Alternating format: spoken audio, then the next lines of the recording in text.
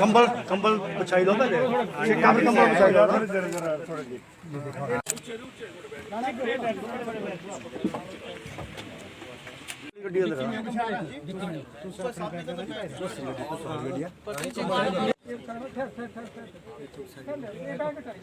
छोटा कंबल काट दिया छोटा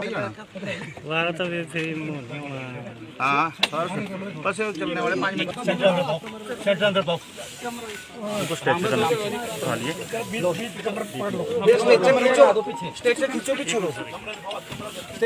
लड़के होने ऊपर ना इस साइड बैठ के ये सिलेंडर पाना गाड़ी पे कुछ अपनी तबीयत का बेस्ट ऑफ लक